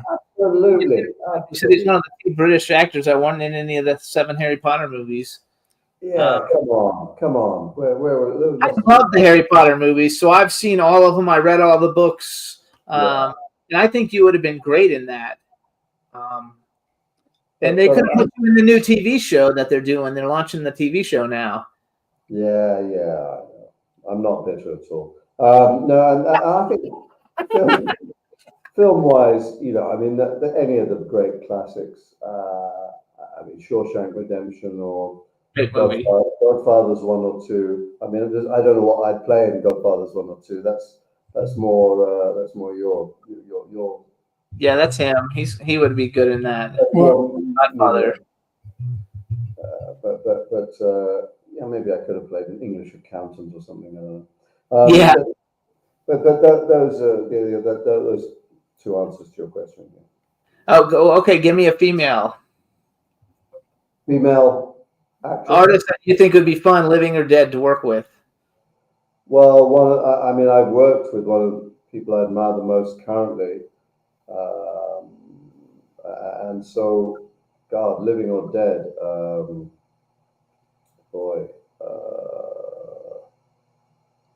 I suppose. I think Katharine Hepburn would have been amazing. Oh yeah, to work with. she was tough. She was tough on a set. Back in the day, I heard rumors about her when she worked. She was a bitch, and other stars, she'd humiliate another actor by criticizing them if they didn't get it right. So she wasn't the best choice, I would think. But I've worked with Angela Lansbury, Emily Blunt, who I adore. Played my daughter. She played my daughter in 5-Year Engagement, and she was fabulous. So I should redeem myself, because when I was 19, I worked with Sophia Loren. I was a soldier in That Kind of Woman, and I worked with her and got to know her a little bit. She was charming and wonderful. Sophia Loren and Tab Hunter. Tab Hunter, who was my friend forever. Tab and I were lifelong friends up until he passed away. So then, Another great guy, another fabulous person. so how did you transition into being a writer then? Like you started out as an actor. You've written. I haven't seen a lot of the movies you wrote, but I did see the first Tooth Fairy. I didn't know there was a second one. I just saw it on IMDb, and I love the comedian that you have in it. But like, how did you? I mean, obviously you can write. You also wrote a book, and the first Tooth Fairy movie was super cute. That was Dwayne Johnson, right? It was. I haven't seen the second one either. I was the only person that got paid for that, who was involved with the first one, because I had the story by credit. But I got into writing because I'd always been interested in writing. I studied English at university, and then I wrote in my spare time. And then when I moved out of theatre and into television and film in LA, I had more time on my hands. So I started writing, and I got very lucky. The first film that I wrote with my ex-wife, on spec, sold for a high six-figure sum, and I suddenly had a huge career as a writer. So the Tooth Fairy became that was an interesting one. That was a general meeting I had with Jason Blum, who makes mostly horror movies. Yes. These days, but Jason in those days had just left Miramax and was doing all sorts of things. And he said, what have you got in the pipeline? And I said, well, I've got these couple of ideas. I'm talking to my daughter, who was 11 at the time, about doing a film about the Tooth Fairy. And she said, oh, tell me a bit about it. And I said, well, I just scribbled down some notes a couple of weeks ago. And he said, oh, why don't you write that up into a treatment, because it sounds great. And I wrote a long treatment, and we then got Gans and Mandel, Lyle Gans and Bubba Mandel involved, because I said, the one thing I don't want to do is write this movie. I'll write the story and I'll produce it, but I don't want to be in it. I don't want to write it, because I was something else I was writing, and I'd written family films, and I was kind of a bit just not that interested at that point in time. So we found them, and we went through the studio system extremely quickly, and it got made by Fox within 2 years of me telling Jason about the idea. Love it. I'd like to be in it. I wanted to be in it, but I went to the studio after they'd cast it all, and they had Julie Andrews and they had Stephen Merchant as the two of the main characters in Fairyland. And I said, well, can't I play one of the fairies in Fairyland? And they said, we've already got too many old British fairies in this movie. You can't play. I said that's 3 lawsuits in one sentence. Ageism, and homophobic, and national law racism. Too many old British fairies in this movie. I was so pissed off. So Jason Blum is a big deal, though. Like, he has become a really big deal. I actually have a movie that I'm almost funded for, and we're going to reach out to his wife, actually, to be in it. Who's his wife? His wife is Courtney Stoddard, and she's a big influencer. But she fits the role was actually written for her. I didn't know she was Jason Blum's wife until recently. I started following him on Instagram and TikTok, and but she fits perfect. But he has turned out to be like the biggest, superstar, especially in horror. Blumhouse is like huge. Almost everything they touch turns to gold. So good for him, and good just to have the experience of working with him. So also, we should tell everybody your Instagram is Jim Piddock. You guys, it's JIMPIDDOCK. Are you on any other platform like TikTok or anybody else? Any other places? I'm on Blue Sky. Okay. Which I like. I'm on Facebook, and I deleted my Twitter account, X as it's called now, about 6 months ago or longer, when it became a kind of toxic quagmire of nastiness. I used to be huge there, but I'm not. I really like TikTok the best out of all of them, but then I go to Instagram as my second one. So you guys follow him on Instagram. That way you can see everything that's going. Get his book, Caught with My Pants Down and Other Tales from a Life in Hollywood. Does the book have pictures in it too? Yes, it's got lots of pictures. I like pictures. Pictures. Yes, if you get I think if you get the digital version, they're in color. The printed version in black and white, and in the audio version you get no pictures. But so buy all 3. And then you'll be Did you available on Amazon?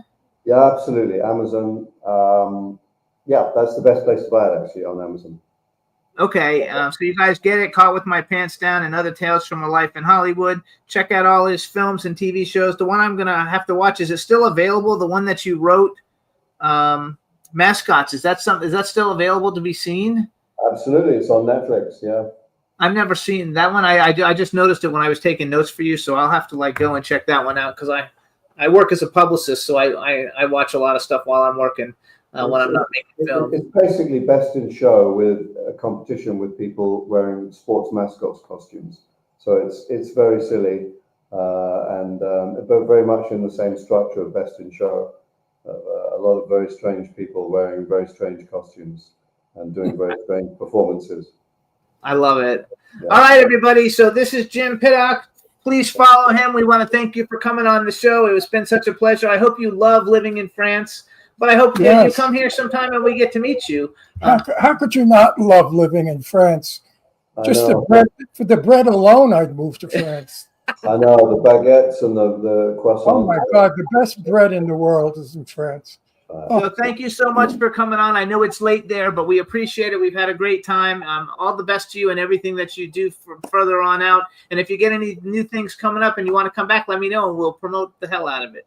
Fantastic. Lovely to meet you guys. Thank you so much for having me. Thank you, Jim.